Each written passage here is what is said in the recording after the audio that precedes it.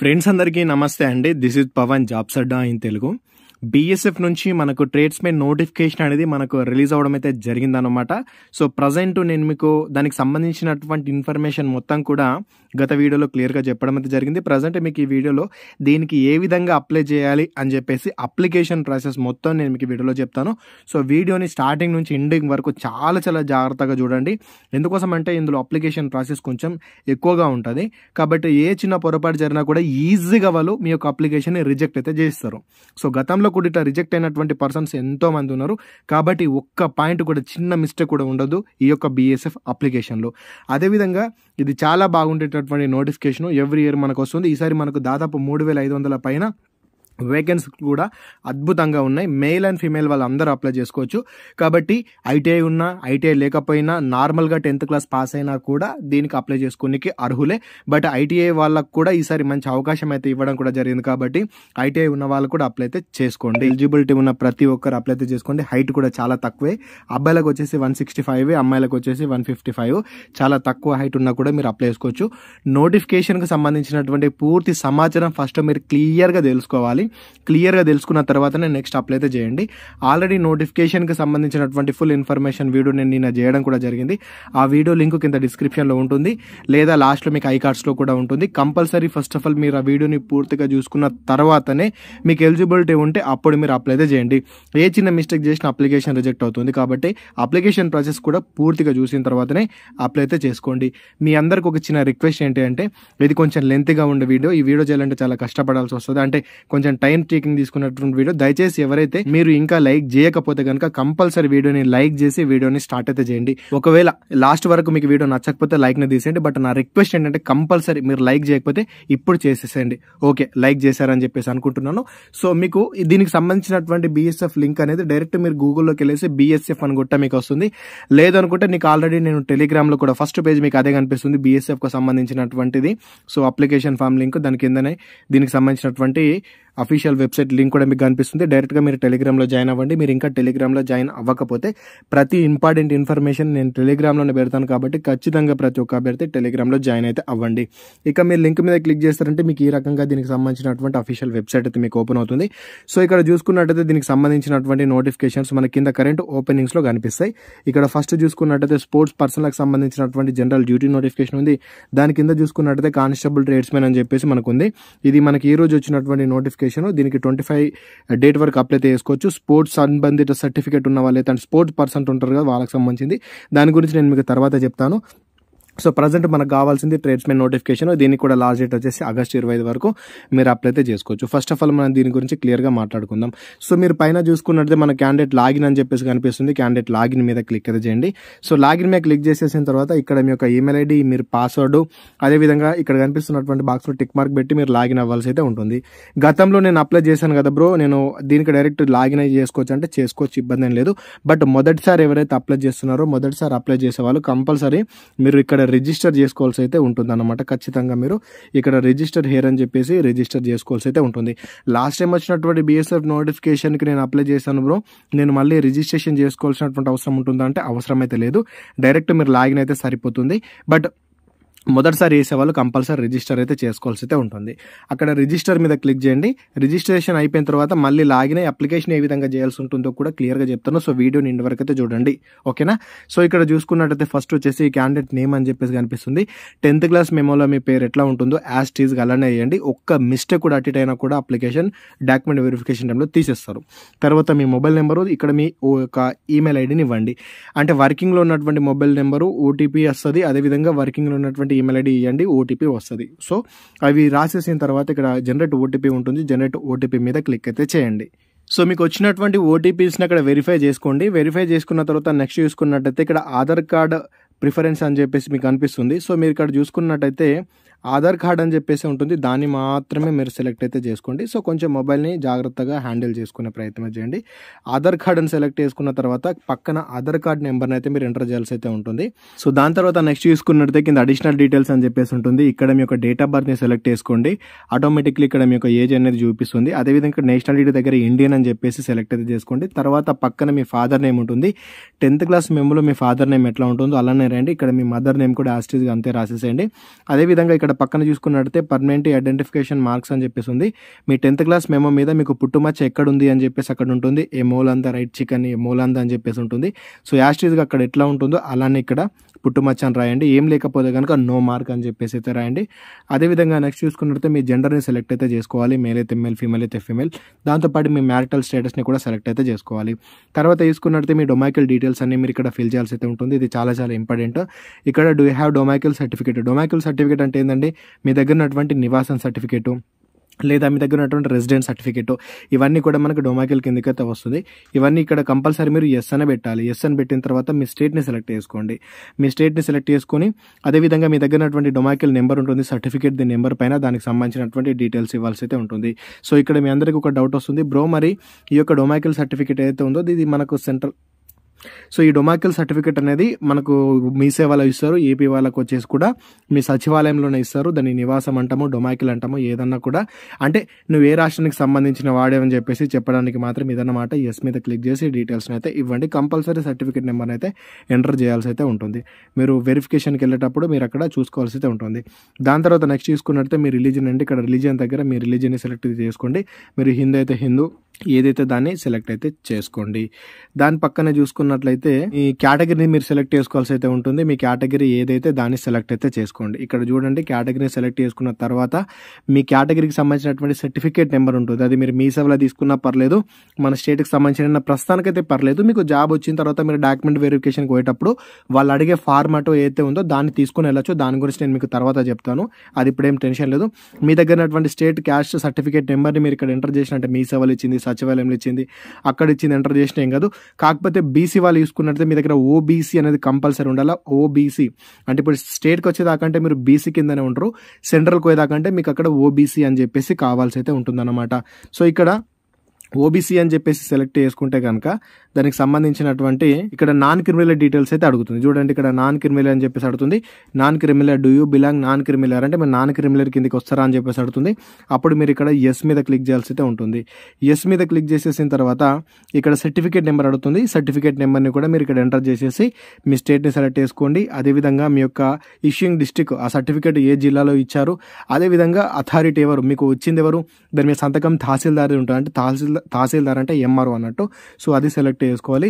అదేవిధంగా సర్టిఫికేట్ మీద డేట్ ఉంటుంది, ఏ డేట్ నాడు ఇచ్చారు సర్టిఫికేట్ అని చెప్పేసి ఆ డేట్ని కూడా రాయండి.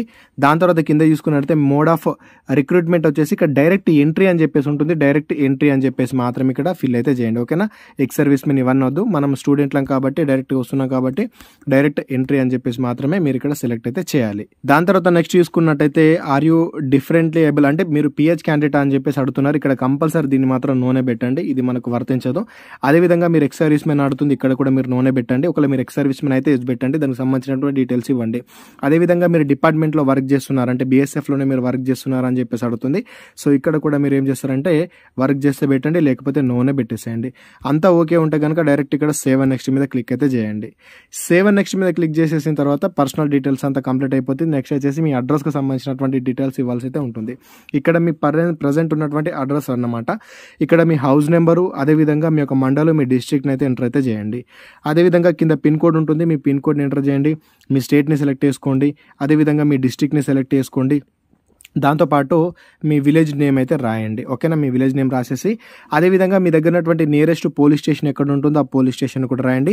అదేవిధంగా పోస్ట్ ఆఫీస్ ఎక్కడ ఉంటుందో పోస్ట్ ఆఫీస్ని కూడా రాసేసేయండి.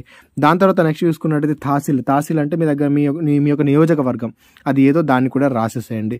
అంతా రాసేసిన తర్వాత మీ యొక్క అడ్రస్ అంటే మీరు ప్రజెంట్ ఉంటున్నటువంటి అడ్రస్, అదేవిధంగా మీ యొక్క పర్మనెంట్ అడ్రస్ రెండు ఒకటైతే కనుక డైరెక్ట్గా మీరు ఈ బాక్స్లో టిక్ మార్క్ పెట్టండి. టిక్ మార్క్ పెట్టగానే మీరు పైన ఇచ్చినటువంటి అడ్రస్ మొత్తం ఆటోమేటిక్లీ ఇక్కడ కింద కూడా ఫిల్ అయితే అయిపోతుంది అనమాట. ఒకవేళ రెండు వేరు అయితే కనుక పర్మనెంట్ అడ్రస్ వేరే రండి, అది వేరే రండి, టిక్ మార్క్ పెట్టకండి. సో అందరిది పర్మనెంట్ ఉంటుంది కాబట్టి డైరెక్ట్ టిక్ మార్క్ పెట్టే ప్రయత్నం చేయండి ఒకవేళ పర్మనెంట్ అయితే కనుక. సో అంత కరెక్ట్ ఉంటే కనుక లాస్ట్లో 7 ఉంటుంది కదా, 7 మీద క్లిక్ చేశారంటే నెక్స్ట్ మీకు అదర్ డీటెయిల్స్ అని చెప్పేసి అయితే వస్తుంది. ఇక్కడ మీకు ఎన్సీసీ ఉందా అని అడుగుతుంది. ఎన్సీసీ ఉంటే ఎస్ పెట్టండి, లేకపోతే నో పెట్టండి. అదేవిధంగా ఎస్ పెడితే కనుక ఒకవేళ ఎన్సీసీ ఉందని ఎస్ పెడితే కనుక మీ దగ్గర ఎన్సీసీ ఏ ఉందా, ఎన్సీసీ బి ఉందా, ఎన్సీసీ సి ఉందా అని చెప్పేసి అడుగుతుంది. ఒకవేళ ఎన్సీసీ బీసీ ఏది ఉన్నా కూడా మీరు సర్టిఫికేట్ ఒకవేళ ఇచ్చి దాని డీటెయిల్స్ ఇచ్చేసి ఉంటే కనుక ఎస్ పెడితే దానికి సంబంధించినటువంటి డేట్ ఉంటుంది దాని మీద, అది మీకు ఎప్పుడు ఇచ్చారు అని చెప్పేసి దాని మీద ఉన్నటువంటి డేట్ని మీరు ఇక్కడ ఎంటర్ అయితే చేయండి. ఒకవేళ మీకు ఎన్సీసీ లేకపోతే డైరెక్ట్ నో పెట్టేయండి. నో పెడితే మీకు ఏం ఆప్షన్స్ అయితే అవ్వవు. అదేవిధంగా నెక్స్ట్ చూసుకున్నట్టయితే మీ దగ్గర స్పోర్ట్స్ సర్టిఫికేట్ ఉందా అని చెప్పేసి అడుగుతుంది. స్పోర్ట్స్ అచీవ్మెంట్, మీరు స్పోర్ట్స్లో ఏమన్నా వచ్చారా అని చెప్పేసి అడుగుతుంది. స్పోర్ట్స్ సర్టిఫికేట్ ఉంటే కనుక ఎస్ పెట్టండి. ఎస్ పెడితే కనుక మీకు ఉన్నటువంటి సర్టిఫికేట్ ఏదో దానికి సంబంధించినటువంటి డీటెయిల్స్ కూడా మీరు కింద ఇవ్వాల్సి అయితే ఉంటుంది. గేమ్ 1, అదేవిధంగా అచీవ్మెంట్ లెవెల్ ఏంటి అని చెప్పేసి, అంటే అన్ని ఇవ్వచ్చు మీ దగ్గర.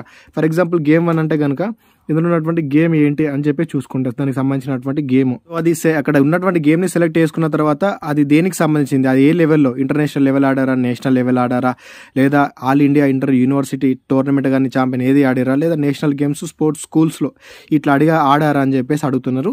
సో ఇస్తే ఎస్ పెట్టండి, లేకపోతే కనుక ఏం లేకపోతే డైరెక్ట్ ఇక్కడ నోనే పెట్టేసేయండి. కంపల్సరీ అది పెడితే కనుక దానికి సంబంధించినటువంటి సర్టిఫికేట్ని కూడా మీరు తీసుకోవాల్సి అయితే ఉంటుంది. నెక్స్ట్ వచ్చేసి మీ ఫిజికల్ డీటెయిల్స్ అనమాట. సో ఇక్కడ మీ హైట్ రాయాల్సి అయితే ఉంటుంది. ఇక్కడ మీ చెస్ట్ ఎంత ఉందో మీ చెస్ట్ని, అదేవిధంగా మీ వెయిట్ ఎంత ఉందో వెయిట్ని ఇక్కడ జాగ్రత్తగా డీటెయిల్స్ అని రాయండి. మీ చెస్ట్ కూడా చెక్ చేసుకోండి. చెక్ చేసుకున్న తర్వాత ఎంత ఉంటుందో చూసుకొని రాయండి. హైట్ కూడా రాయండి. సో ఈ రకంగా వెయిట్ కూడా రాసేసేయండి.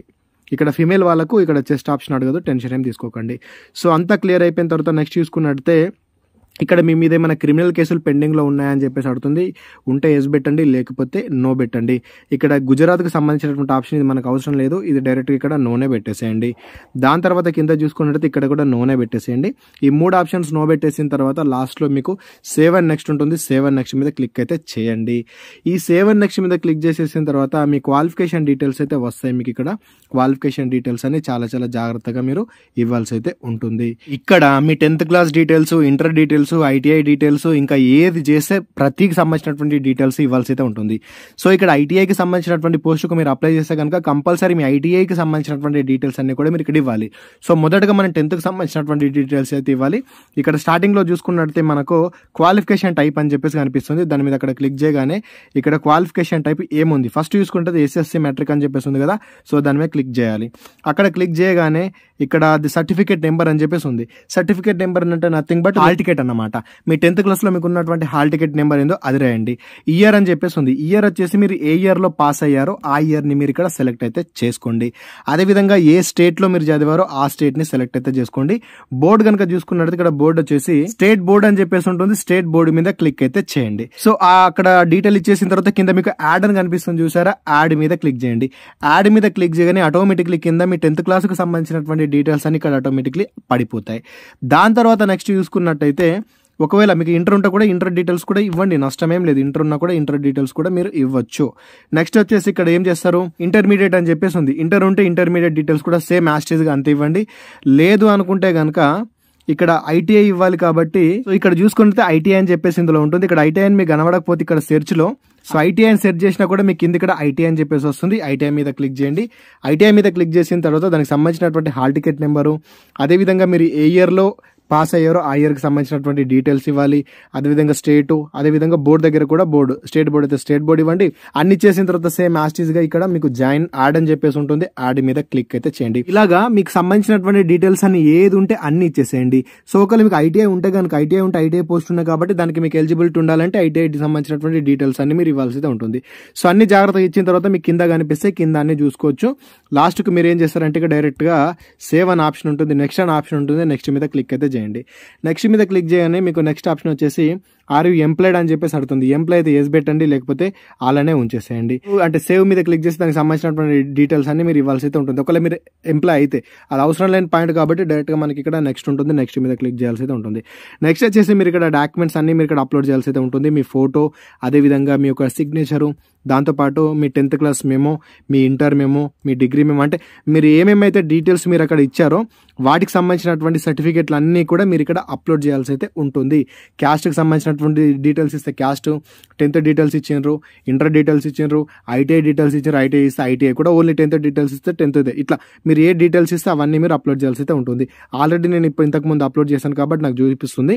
ఇక్కడ ఫోటో సైజ్ కనుక చూసుకున్నట్లయితే 30 నుంచి 10 KB, 30 నుంచి 100 KB లోపు ఉండాలి. సిగ్నేచర్ వచ్చేసి 20 నుంచి 50 KB లోపు ఉండాలి.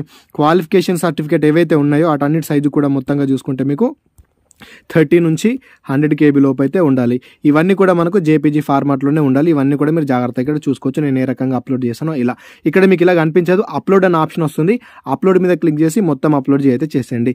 బ్రో మరి వీటికి సంబంధించినటువంటి సైజ్ ఏ రకంగా తగ్గించుకోవాలంటే కనుక నేను ఆల్రెడీ గతంలో చాలా వీడియో చేశాను. వాటికి సంబంధించినటువంటి లింక్స్ కింద పెడతాను, ఒకసారి చూడండి. ఏ విధంగా తగ్గించుకోవాలో చూసుకొని ఈజీగా మీరు అప్లోడ్ అయితే చేసుకోండి. అప్లికేషన్ చేసే ముందు ఇవన్నీ సిద్ధం చేసుకొని పెట్టుకోవాలి. సిద్ధం చేసుకొని పెట్టుకున్న తర్వాత అప్పుడు అప్లికేషన్ స్టార్ట్ చేయాలి. సో లాస్ట్లో ఈ బాక్స్ ఉంటుంది. ఈ బాక్స్లో టిక్ మార్క్ పెట్టేసి డైరెక్ట్గా ఏవన్ నెక్స్ట్ మీద క్లిక్ అయితే చేయండి. సో నెక్స్ట్ చూసుకున్నట్లయితే ఈ రకంగా మీకు సంబంధించినటువంటి అప్లికేషన్ డీటెయిల్స్ అంతా మొత్తం కంప్లీట్ అయిపోయినట్టు లెక్క. అంటే రిజిస్ట్రేషన్ ప్రాసెస్ మొత్తం కంప్లీట్ అయిపోయినట్టు లెక్క అన్నట్టు. సో మరి ఇప్పుడు ఏం చేయాలా బ్రో అని చూసుకున్నట్లయితే మీకు లాస్ట్లో ఇక్కడ అడ్వర్టైజ్మెంట్ అని చెప్పేసి ఉంటుంది. అంటే అప్లై అడ్వర్టైజ్మెంట్ అని చెప్పేసి మీకు కనిపిస్తుందండి. ఇక్కడ ఈ అప్లై అడ్వర్టైజ్మెంట్ మీద క్లిక్ చేయండి. చెప్తున్నాను, 1-2 సార్లు చెప్తున్నాను, జాగ్రత్తగా అర్థం చేసుకోండి. అప్లికేషన్ కొంచెం అటు ఇటు అవుతుంది, చూసుకోవాలా. ఆల్రెడీ మీరు లాగిన్లో ఉన్నారు కాబట్టి మీకు ఆల్రెడీ ఇక్కడ మీ నేమ్ కనిపిస్తుంది, చూసుకోవచ్చు. సో మీరు కిందికి వెళ్ళిన తర్వాత మీకు ఇక్కడ ఏ పోస్ట్కి మీరు అప్లై చేయాలనుకుంటున్నారు అని చెప్పేసి మనకి ఇక్కడ కరెంట్ రిక్రూట్మెంట్లో మనకు కనిపిస్తుంది. సో అప్పుడు మీరు ఏం చేస్తారంటే మనం అప్లై చేయాలనుకున్నటువంటి పోస్ట్ ఇది కాబట్టి డైరెక్ట్గా అప్లై హెయిర్ మీద క్లిక్ అయితే చేయండి. అప్లై హెయిర్ మీద క్లిక్ చేసేసిన తర్వాత సెలెక్ట్ పోస్ట్ అడుగుతుంది. సెలెక్ట్ పోస్ట్ అంటే అక్కడ క్లిక్ చేసి ఏ పోస్ట్కి మీరు అప్లై చేసుకోవాలనుకుంటారో చూసుకోవాలి. ఓకేనా. ఇక్కడ మరొకసారి చెప్తున్నా, జాగ్రత్తగా వినండి. ఏవైతే పోస్టులు ఇక్కడ మనకి కానిస్టేబుల్, కార్పెంటర్ కానీ, ప్లంబర్ కానీ, పెయింటర్ కానీ, ఎలక్ట్రీషియన్ కానీ, పంప్ ఆపరేటర్ కానీ, ఒపోల్స్టర్ కానీ ఏవైతే ఈ పోస్ట్ ఉన్నాయో వీటన్నిటి కూడా 10th పాటు ఐటీఐ కంపల్సరీ కావాలి. ఓకేనా. ఐటీఐ 2 సంవత్సరాలు ఐటీఐ చేస్తుంటే సరిపోతుంది. 2 సంవత్సరాలు ఐటీఐ చేయలేను సార్, నేను కేవలం ఐటీఐ నేను 1 year కోర్స్ చేశాను, లేదా నేను 1 year వొకేషనల్ కోర్స్ చేశాను అనుకుంటే మీరు అప్లై చేసుకోవచ్చు. కాకపోతే మీ దగ్గర 1 year ఎక్స్పీరియన్స్ సర్టిఫికేట్ మీ దగ్గర ఉండాలి. 2 సంవత్సరాలు ఐటీఐ సర్టిఫికేట్ చేస్తే కనుక మీకు ఎటువంటి ఎక్స్పీరియన్స్ అవసరం లేదు. బట్ ఇక్కడ మీకు కనుక ఐటీఐ 1 year కానీ వొకేషనల్ కోర్సు 1 year కోర్స్ చేస్తే కనుక మీకు 1 year ఎక్స్పీరియన్స్ సర్టిఫికేట్ తీసుకోవచ్చు. అది ఎక్స్పీరియన్స్ సర్టిఫికేట్ పొద్దున్న ఇచ్చాడు కదా, ఈజీగా తీసుకోవచ్చు. మీకు యూట్యూబ్ ఓపెన్ చేసేసి డైరెక్ట్గా BSF ఎక్స్పీరియన్స్ సర్టిఫికేట్ జాబ్స్ అడ్డా అని కొట్టినా కూడా నేను ఇంతకుముందు నోటిఫికేషన్లో ఏ రకంగా ఎక్స్పీరియన్స్ సర్టిఫికేట్ తీసుకోవచ్చు అని చెప్పేసి దానికి సంబంధించినటువంటి ప్రొఫామా కూడా పెట్టాను. ఆ వీడియోస్ వస్తాయి, ఆ వీడియో చూడండి. సో ఈ పోస్ట్ గుర్తుపెట్టుకోండి. సో నెక్స్ట్ చూసుకున్నట్టయితే ఇవైతే కానిస్టేబుల్ కూబ్లర్ ఉందో, టైలర్ ఉందో, వాషర్ మ్యాన్ ఉందో, బార్బర్ ఉందో, స్వీపర్ ఉందో, అదేవిధంగా కోజీ ఆర్ సైస్ అని చెప్పేసి ఉంది. ఇవైతే ఈ పోస్టులు ఉన్నాయో వీటికి కేవలం 10వ తరగతి పాస్ అయితే సరిపోతుందండి. మీకు ఇక్కడ ఎక్స్పీరియన్స్ సర్టిఫికేట్ అంటూ ఏం అవసరం లేదు. కాకపోతే వీళ్ళు అక్కడ ఉన్నటువంటి ట్రేడ్ టెస్ట్ పెడతారు. మీకు ఇక్కడ ఎగ్జామ్ అయిపోయిన తర్వాత లాస్ట్లో మీకు ట్రేడ్ టెస్ట్ పెడతారు. ఆ ట్రేడ్ టెస్ట్లో క్వాలిఫై అయితే కనుక మిమ్మల్ని అయితే తీసుకుంటారు. దీనికి ఎటువంటి ఎక్స్ట్రా సర్టిఫికేట్ ఏం అవసరం లేదు. జస్ట్ ఈ పోస్ట్ గుర్తుపెట్టుకోండి ఏమేమి పోస్టులు ఉన్నాయో. కేవలం 10th క్లాస్ క్వాలిఫికేషన్ తోటి. మరొకసారి చెప్తున్నా చూడండి, కానిస్టేబుల్ కూబ్లర్ కానీ, టైలర్ కానీ, వాషర్ మ్యాన్ కానీ, బార్బర్ కానీ, స్వీపర్ కానీ, అదేవిధంగా కోచ్ కానీ ఈ పోస్టులు అయితే చూడండి. వీటికి సంబంధించింది అయితే చెప్తున్నా. అదేవిధంగా ఏదైతే కుక్ ఉందో, ఏదైతే వాటర్ క్యారియర్ ఉందో, ఏదైతే వెయిటర్ ఉందో ఈ పోస్టులకు కనుక చూసుకున్నట్టయితే 10th పాటు NSQF లెవెల్ 1 కోర్స్ సర్టిఫికేట్ కావాలి. ఓకేనా. NSQF లెవెల్ 1 సర్టిఫికేట్ ఉండాలి. అది కూడా ఫుడ్ ప్రొడక్షన్ ఆర్ కిచెన్కి సంబంధించినటువంటి దాంట్లో మాత్రమే మీరు ఈ సర్టిఫికేట్ మీరు ఉన్నట్లయితే మీరైతే దీనికి అప్లై అయితే చేసుకోవచ్చు. గుర్తుపెట్టుకోండి. ఓకేనా. ఇది మెయిన్గా NSQF సర్టిఫికేట్ మీ దగ్గర ఉంటే కింద కామెంట్ అయితే చేయండి ఎవరి దగ్గర ఉంటే కనుక. దీని గురించి కూడా నేను గతంలో చాలా రోజుల కిందటనే కొన్ని ఇయర్స్ బ్యాక్ దీని గురించి కూడా మనం ప్రస్తావించడం అయితే జరిగింది. ఈ NSQF గురించి మీకు ఇంకా లోతైనటువంటి సమాచారం కావాలంటే కూడా నాకు కామెంట్ చేయండి. వీళ్ళతో ఒక సపరేట్ వీడియో చేసుకొని దాని గురించి మాట్లాడుకునే ప్రయత్నం అయితే చేద్దాము. ఇక మనం బ్యాక్ వచ్చేసిన తర్వాత మరి ఇక్కడ ఏ పోస్ట్కి అప్లై చేసుకోవాలో బ్రో, మరి ఏ పోస్ట్కి ఎన్ని వేకెన్సీస్ ఉన్నాయని చూసుకున్నట్టయితే దాని గురించి ఒకసారి మీకు స్క్రీన్ మీద చూపిస్తా చూడండి. సో మెయిల్ వాళ్ళకి సంబంధించినటువంటి పోస్టులు ఇవ్వండి. ఇక్కడ పక్కన మీకు దీనికి సంబంధించినటువంటి పోస్ట్ నేమ్, అదేవిధంగా వేకెన్సీలు, టోటల్ వేకెన్సీలు అన్ని చూస్తున్నాను. చూడండి ఏ పోస్ట్కి ఎన్ని ఉన్నాయని చూడండి. జాగ్రత్తగా చూసి వీలైతే స్క్రీన్ ఇక్కడ పౌజ్ చేసుకుని చూసుకొని అప్లై అయితే చేసుకోండి. వీటన్నిటి గురించి మళ్ళీ ఎక్స్ప్లెయిన్ చేస్తే చాలా టైం తీసుకుంటుంది. అదేవిధంగా ఫిమేల్ వాళ్ళకి కూడా ఎన్ని వేకెన్సీస్ ఉన్నాయి ఏంటి అని చెప్పేసి జాగ్రత్తగా చెక్ అయితే చేసుకోండి. ఇది వేకెన్సీ సంబంధించినటువంటి స్ట్రక్చర్. సో ఇక్కడ చూసుకున్నట్టయితే మీరు ఏ పోస్ట్కి అప్లై చేసుకోవాలనుకుంటారో చూడండి. ఒకవేళ మీకు పోస్ట్ కనబడకపోతే ఇక్కడ సెర్చ్ ఉంటుంది కదా, సెర్చ్లో బ్రాకెట్ పెట్టేసి ఆ పోస్ట్ ఏదో రాసినా కూడా మీకైతే కనిపిస్తుంది. ఏదో సింపుల్గా అప్లై కాబట్టి నేను ఏదో స్వీపర్ అని చెప్పేసి అయితే దీనికి అప్లికేషన్ ప్రాసెస్ అయితే మీకు చూపిస్తున్నాను. సో దానికి సంబంధించినటువంటి క్వాలిఫికేషన్ ఏంటి ఇక్కడ మళ్ళీ మీరు డీటెయిల్స్ ఇవ్వాల్సి అయితే ఉంటుంది. మెట్రికులేషన్ 10th సంబంధించినటువంటి డీటెయిల్స్ అడుగుతుంది. అప్పుడు మీరు ఇక్కడ ఏం చేస్తారంటే ఎస్ అంటే అవును నేను కంప్లీట్ చేశాను, దానికి సంబంధించినటువంటి మెట్రికులేషన్ దగ్గర ఉంది అని చెప్పేసి. Must be proficient in respective trade, ఇక్కడ కూడా ఎస్ఏ పెట్టండి. అదేవిధంగా మస్ట్ క్వాలిఫై ట్రేడ్ టెస్ట్ అని చెప్పేసి అడుగుతున్నాడు, ఇక్కడ కూడా మీరు ఎస్ఏ పెట్టండి. సో ఈ రకంగా జాగ్రత్తగా చూసుకోండి, అన్ని జాగ్రత్తగా ఎస్లు అయితే పెట్టండి. ఫస్ట్ ఏంటంట మీకు ట్రేడ్లో మీకు మంచి పరిజ్ఞానం ఉందా అని చెప్పేసి అడుగుతుండ్రు. ఎస్. ఇక్కడ మీరు ట్రేడ్ టెస్ట్ మీరు క్వాలిఫై అవ్వాల్సి ఉంటుంది అంటే ఇక్కడ కూడా ఎస్ అని చెప్పేసి పెట్టినాం, అవును అని చెప్పేసి. సో నెక్స్ట్ వచ్చేసి మీ ఫిజికల్ స్టాండర్డ్ అయితే మీరు ఇక్కడ ఇవ్వాల్సి అయితే ఉంటుందని, ఇది చాలా చాలా జాగ్రత్త ఇవ్వండి. ఇక్కడ పైన చూసుకున్నట్టయితే ఫిజికల్ కేటగిరీ దగ్గర జనరల్ అని చెప్పేసి ఉంది. సో ఇక్కడ చూసుకున్నట్టయితే దాని మీద క్లిక్ చేయండి ఒకసారి. మీకు ఇక్కడ ఫస్ట్ జనరల్ ఉంది. జనరల్ అంటే ఏంటంటే యూఆర్ వాళ్ళు కానీ, ఓబీసీ వాళ్ళు కానీ, ఎస్సీ వాళ్ళు కానీ వీళ్ళందరూ కూడా జనరలే ఉండాలి. ఎవరైతే ఎస్టీ వాళ్ళు ఉన్నారో, ఎస్టీ వాళ్ళు ఎవరైతే ఉన్నారో ఫస్ట్ మీకు ఒక ఆప్షన్ కనిపిస్తుంది చూడండి. ఒకవేళ మీరు ఎస్టీ అయితే కనుక candidate belonging to the scheduled tribe categories of all states, ఓకేనా, ఆల్ స్టేట్ అందరూ కూడా మీరు దాన్ని క్లిక్ చేసుకోవాలా. ఎందుకోసం అంటే ఇక్కడ నార్మల్గా అందరికి హైట్ వచ్చేసి 165 సెంటీమీటర్స్ ఉంటుంది. ఇది మేల్ వాళ్ళకి. ఫీమేల్ వాళ్ళకి వచ్చేసి 155 సెంటీమీటర్స్ ఉంటుంది. ఎస్టీ వాళ్ళకి 160 సెంటీమీటర్స్ ఉంటుంది. అదేవిధంగా ఎస్టీ ఫీమేల్ వాళ్ళకి 158 ఎంతో ఉంటుంది అన్నట్టు. మొత్తానికి ఈ హైట్ అయితే ఉంటుంది మొత్తంగా చూసుకుంటే. ఒకవేళ ఎస్టీ వాళ్ళైతే మీరు ఆ డీటెయిల్స్ పెట్టుకోండి. మిగతా వాళ్ళందరూ కూడా జనరల్ అని చెప్పేసి ఉండాలి, ఓకేనా. అదేవిధంగా కింద చూసుకున్నట్టయితే మరొక ఆప్షన్ మీ హైట్ ఎంత అని చెప్పేసి అడుగుతున్నారు. హైట్ కనుక చూసుకున్నట్టయితే మీ హైట్ ఎంత ఉంటుంది ఇవ్వండి. నా హైట్ 170 కాబట్టి నేను 170 పెట్టాను. సో మీ హైట్ ఎంత ఉన్నది? దీనికి హైట్ వచ్చేసి 155 కాబట్టి మీరు 155 ఉన్నా, 6 ఉన్నా, 7 ఉన్నా, ఎంత ఉన్నా మీరు అయితే ఇచ్చేయచ్చు. చెస్ట్ వచ్చేసి మీకు ఎంత ఉంది మేల్ వాళ్ళకి అడుగుతుంది. మీ చెస్ట్ని మెన్షన్ అయితే చేయండి. అదేవిధంగా వెయిట్, మీ వెయిట్ ఎంతనో మీ వెయిట్ని కూడా ఆల్రెడీ మీరు మెన్షన్ చేసినట్టు అవసరం లేదు. ఆటోమేటిక్లీ మీరు ఇంతకుముందు డీటెయిల్స్ ఇస్తే అది ఆటోమేటిక్లీ ఇక్కడ వచ్చేస్తుంది, ఇంతకుముందు ఇచ్చారు కాబట్టి. అదేవిధంగా అప్లోడ్ సర్టిఫికేట్ అని చెప్పేసి ఉంది. ఇక్కడ డొమైకిల్ సర్టిఫికేట్ అయితే మీరు అప్లోడ్ చేయాలి. మీరు ఇంతకు ముందు డొమైకిల్ కి సంబంధించినటువంటి డీటెయిల్స్ ఇచ్చారు కదా, సో దానికి సంబంధించినటువంటి సర్టిఫికేట్ అయితే మీరు ఇక్కడ అప్లోడ్ చేయాల్సి అయితే ఉంటుంది. ఇక్కడ మీరు డాక్యుమెంట్స్ ని అప్లోడ్ చేసేటప్పుడు కొంచెం జాగ్రత్తగా వినండి. దానికి సంబంధించినటువంటి నేమ్స్ కూడా జాగ్రత్తగా ఇవ్వాలి. అక్కడ పాయింట్స్ అంటూ ఏం పెట్టదు. ఇది డొమైకిల్ సర్టిఫికేట్ కాబట్టి డొమైకిల్ సర్టిఫికేట్ అని చెప్పేసి నేమ్ ఇచ్చాను. ఫోటోకి ఫోటో అని, సిగ్నేచర్ కి సిగ్నేచర్ అని, 10th మెమోకి ఎస్ఎస్సి అని, ఇంటర్ కి ఇంటర్ అని, ఈ రకంగా అన్ని జాగ్రత్తగా రాయాల్సి అయితే ఉంటుంది. ఇటు సైజుల గురించి నేను ఆల్రెడీ మీకు చెప్పాను, గుర్తుంచుకోండి. ఇవన్నీ సెట్ చేసుకున్న తర్వాత అప్పుడు అప్లికేషన్ స్టార్ట్ అయితే చేయండి. ఇక్కడ మరొక పాయింట్ గుర్తించాల్సింది ఏంటి అంటే డొమైకిల్ సర్టిఫికేట్ తో పాటు ఒకవేళ మీరు ఐటీఐ కోర్సుకు సంబంధించినటువంటి పోస్టుకు అప్లై చేస్తే గనక ఐటీఐకి సంబంధించినటువంటి ట్రేడ్ కోర్స్ సర్టిఫికేట్ అని చెప్పేసి కూడా మీకు ఇక్కడ అప్లోడ్ చేయమంటుంది. అది కూడా గుర్తుపెట్టుకోండి, ఓకేనా. సో అవన్నీ కూడా జాగ్రత్తగా అప్లోడ్ చేసేసిన తర్వాత లాస్ట్ లో ఇక్కడ సేవ్ నెక్స్ట్ ఉంటుంది. సేవ్ నెక్స్ట్ మీద క్లిక్ అయితే చేయండి. సో నెక్స్ట్ స్టెప్ కనుక చూసుకున్నట్టయితే మీకు ఈ రకంగా అయితే వస్తుంది అనమాట. ఇక్కడ మీకు ఏరియా అప్లై చేస్తున్నారో డేట్ అయితే వస్తుంది. తర్వాత ప్లేస్ వచ్చేసి మీరు ఎక్కడ నుంచి అప్లై చేస్తున్నారో ఆ ప్లేస్ని అయితే వేయండి. అదేవిధంగా క్రైటీరియా ప్రిఫరెన్స్, మీరు ఎగ్జామ్ మీరు ఎక్కడ రాయాలనుకుంటారో ఆ సెంటర్ని అయితే సెలెక్ట్ అయితే చేసుకోండి.